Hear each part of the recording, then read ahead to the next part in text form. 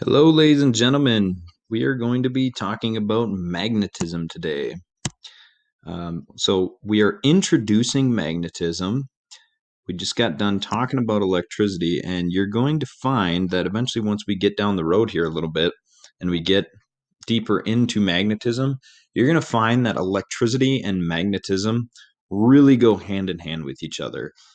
If any of you have ever heard the term electromagnet or electromagnetism, um, you're going to find out later kind of why they go hand in hand with each other. All right, but let's jump into this. So today you're going to go through, as usual, go through these slides. You'll complete the day 9 exit ticket, and then finish the day 9 assignment.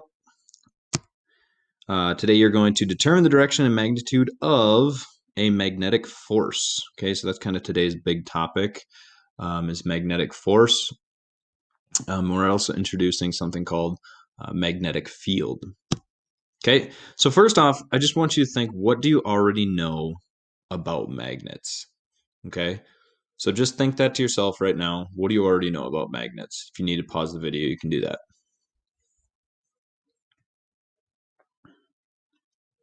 So hopefully you know already that magnets, we use them all the time. And, whether we're trying to stick something to a fridge, or maybe we are, if any of you have ever played with those little magnetic beads that you can make a whole bunch of different shapes out of. So we've all used magnets at some point in our lives. Magnets are a lot more common in things that maybe you didn't know had magnets. Any kind of motor has magnets in it. Um, any kind of generator, the way that we get our power has magnets in it. So magnets are a huge application in our everyday life. Um, so just a couple quick terms here. Magnet, just anything that creates a magnetic field. If it is magnetic, it has the ability to exert a force on other magnetic materials. And just so you guys know, something that makes a magnet is if you have all of the electrons within that material, if they're all spinning in the same direction, that's what is going to create that magnetic field. Right? So all magnets are polarized, so they have a north end and a south end. You can think of it like positive and negative, and you can never have a magnet that doesn't have um, a north and a south pole. If you cut a magnet in half, if I were to take and I just cut a magnet right in half, you would end up with two magnets that have a north and a south pole. You're not going to just have a north pole and a south pole. There's no such thing um, as a one pole magnet. Okay. So magnetic field, as you can see from this picture on the left here, the magnetic field lines that we have going from north to south are very similar to electric field lines that we already looked at, all right? And it creates a very similar field, except instead of dealing with positive and negative, we are dealing with south and north. We use the letter B to represent a magnetic field, right? And we'll talk about that in a second. But it's just that force felt on all sides of a magnet, right? And obviously, some sides are stronger than another. If you have ever taken two magnets and kind of put them next to each other, whether they be attracting or repelling each other, especially if they're repelling each other, you can really feel that force. If you try to take two south ends of a magnet or two north ends of a magnet, you try to push them together, you can't see that field, but you can definitely feel it. And you can feel it creating a force. All right, so Q in B, or Q meaning charge. Okay, so remember Q is charge. And then B is going to be our magnetic. Oops, I messed that up. Is our magnetic field. All right, so any charge that is moving through a magnetic field, it's going to be the first thing we talk about, is charges moving through a magnetic field are going to experience some sort of force. Okay, and we use this equation to solve for a number of things. We can just, and we're going to end up just ignoring the sign of theta here. Because for the sine of theta here, we're just going to always assume that we are dealing with a 90-degree angle. So that's just going to make it equal to 1, and it won't really come into play. So for the most part, we can just ignore that. So we'll have force is equal to B, which is our magnetic field. And that magnetic field is something that we measure in Teslas, all right, or just represented with letter T, capital letter T. I guess I had a spot for my unit right there. Suppose I can write that down here. So my B field or magnetic field is measured in Teslas. My force is obviously still measured in newtons. And then Q, remember Q, charge, is measured in coulombs. And then finally, V is velocity. So that's going to be in meters per second. That's the velocity of whatever charge it is we're talking about. Now, a lot of times that charge we're talking about is either just going to be a proton or an electron moving through a magnetic field. It'll be moving at some velocity, and it's usually going to be a relatively quick velocity because it is such a tiny particle. To help us solve for this, we use something called the right-hand rule. All right, now the right-hand rule is something that can be a little bit difficult to explain. I have a picture of it here, though. If I can get to it. Oh, I just went one too far.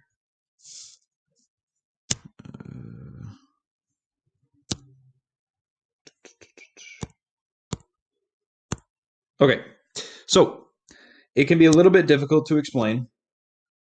But what we're going to do is we're going to use our right hand, and we're going to be using our thumb, our index finger, and our middle finger to kind of represent our three variables that are in, or three of our variables that are in this equation. Okay, so the reason we do this is because when we're dealing with a particle moving through a magnetic field, we're dealing with 3 dimensions. So we have to kind of think of it as we use the terms out of the page and into the page. And what we represent for each of those is if there is a little dot like this, it's going out of the page. And if there is an X like this, then it is going into the page. And that can be used for the field, the force. Ignore this right now. This says current. We'll deal with that a little bit later. We're going to call this velocity eventually down the road when we start talking about current. That'll be the same thing. So current or velocity is your thumb. If you want a little bit further explanation of the right hand rule, because I know it's kind of hard to explain without a video of me, you can click on that YouTube link. That guy's name is Mr. Anderson, and he does a really good job of explaining it. And so we're going to go through and we are just going to talk. I want to walk through a couple examples of how I would solve for any 3 of these vectors, whether it be the field, the force, or the velocity. Okay. So let's go on to looking at these examples here. All right. So for these examples, I have a proton moving through a magnetic field. All right. And you'll notice that I have, so let's start off by just looking at,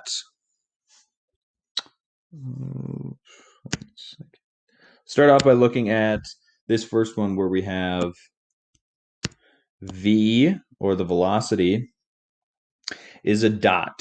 So since it's a dot, we said that the dot is coming out of the page. So it'd be like it's coming out at you. And I know you're not looking at a page, so you can think of it as coming out of the screen. All right, now the V, or the velocity, remember, that was our thumb. So you're going to take your thumb and you're going to point your thumb right at yourself. Okay, now the B field is pointing down. So while you still have your thumb pointed right at yourself, you are going to take your index finger, which is your B field, and you're going to point that down. Okay? Now, kind of making that shape where we have basically 3 dimensions with your thumb, index finger, and middle finger, you have to ask yourself, which way is your middle finger facing? So I've got my thumb facing towards me, my index finger is pointing down, and then my middle finger or my force is going to be pointing in which direction? And hopefully you found that it is pointing to the right. So that is my force going to the right. All right, so let's try this one more time. Okay, now let's take a look at letter B here. Let's look at the second one. Now I have my B field. Okay, think of which finger is your B field. Your B field should be your index finger. So your index finger, we have an X for that B field. So that tells us that is going into the page. Since it's going into the page, I'm going to point my index finger right at the computer screen. And now I have a velocity pointing down. So remember, velocity is my thumb. So I'm going to point my thumb down, index finger into the screen, and then look at which way is your middle finger pointing now. Your middle finger still should be pointing to the right. Okay, let's try to find one that gives us a little bit different answer here. So let's try one like E right here. Okay, so looking at E. Actually, I want to talk about, I just want to talk about E just because this one, if you take a look at it, you have your velocity going to the left and your B field going to the right. Remember, your velocity is your thumb and your B field is your index finger. If they are ever parallel with one another, all right, you are going to have no force. All right, you're not going to have a force. And if you take your right hand and you try to do that, hopefully you don't, because I'm not that flexible and I don't know if you are. My thumb and my index finger cannot point in opposite directions. Okay. If you can't physically do it, odds are that you can't actually do it in real life, or there's going to be no force in real life. Okay. So I can't do that one. So that one would have no force. All right. Let's take a look at C now. Okay. Just to kind of keep getting more practice with this. I know this is kind of difficult to understand. Like I said, watch that video of Mr. Anderson. He really helps out. We have your V, or remember your V is your thumb. So your thumb should be pointing into the page because it is an X. And then we are going to use our index finger to point to the right. So I have thumb going into the page, B field going to the right, and then which way is my middle finger pointing? Hopefully you're seeing that your middle finger is then pointing in the downward direction. Okay. I'm going to pause the video and I'll put the answers for D and F if you want to go ahead and try those on your own. All right. Hopefully this is what you guys got for an answer for B, or sorry, for D and for F. D should have been out of the page and F should be pointing up. The last thing I'm going to talk about with this, with a little more practice, is that we can also have an electron going through a magnetic field. Okay, electron's going to be different because it's got a different charge. Therefore, we're actually going to use our left hand. You're doing the exact same thing, only now you're going to use your left hand. So now for A, I have the force. Remember, force is your middle finger. So the force is going to be pointing out of the page. Your velocity is going to be pointing to the left. Remember, velocity is your thumb. And then your B field is the last one. So for this one, your B field is going to be pointing up because remember, I'm using my left hand here. Okay. You can try those other two on your own. Make sure you're using your left hand for those two.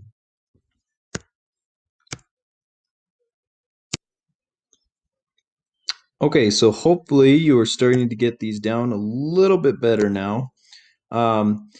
I just wanted to mention that if you guys do go to watch that video from the previous slide that has that guy called Mr. Anderson, just know that he labels the fingers on your hand a little bit differently than I do. I always use force as my middle finger, B field as my index, and velocity as my thumb. He does use a little bit different labels. He just changes them around a little bit. They're all three still the same. He just uses them on different fingers, but you will still get the same answer using either way. So whichever way you want to do it, it doesn't matter to me because you'll still get the same answer. Okay, so moving on to an example problem. So what we would have as a problem here for using the equation with that right-hand rule says a proton experiences a force of 8.8 times 10 to the negative 19 newtons out of the page due to Earth's magnetic field. At this location, the field has a magnitude of 5.5 times 10 to the negative fifth Teslas to the north. Find the speed and direction of the particle. Okay, what I would suggest you first do is just draw yourself a picture to figure out what is going on here first. Okay, so I have a proton.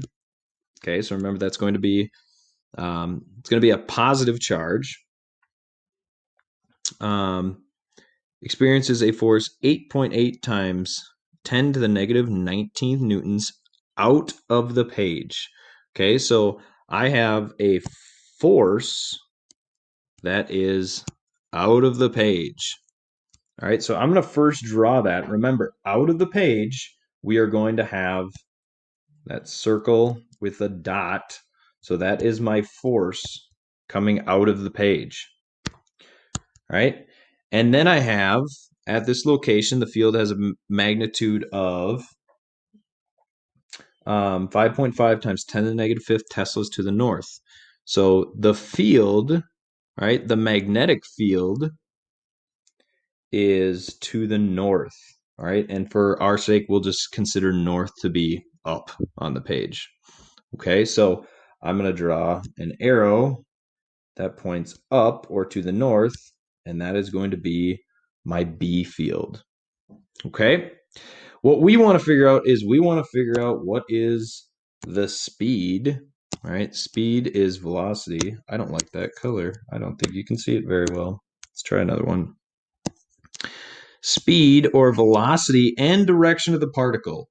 All right, well, if we wanted to right now, we could figure out what is the direction of the particle. So as long as we have this picture here, why don't we figure out what the direction is? Once again, you're going to take your right-hand rule.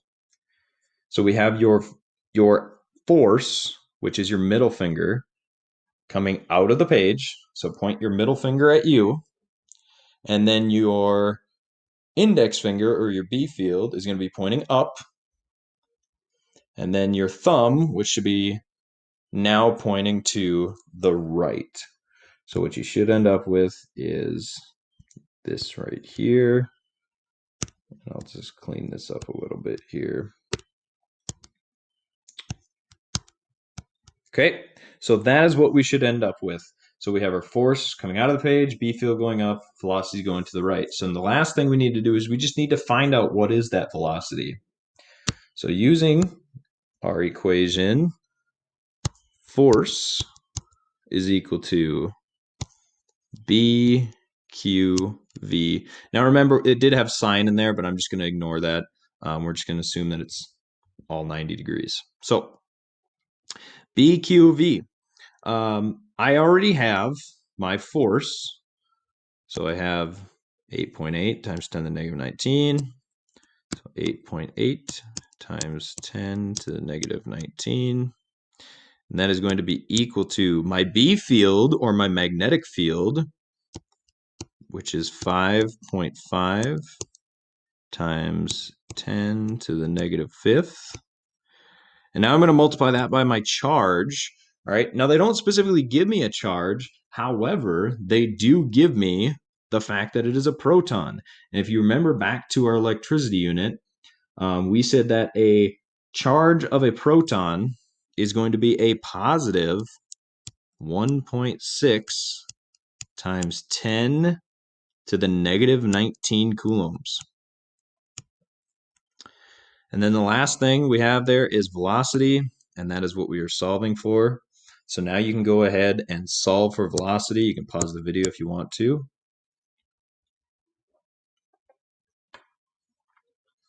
Hopefully for an answer, what you're getting is 1.0 times 10 to the 5th meters per second. And then we would say to the right, because that is the direction that it is going. So that would be my final answer. If you have any questions, make sure to email me or send me a comment in Google. Hope you have a great day.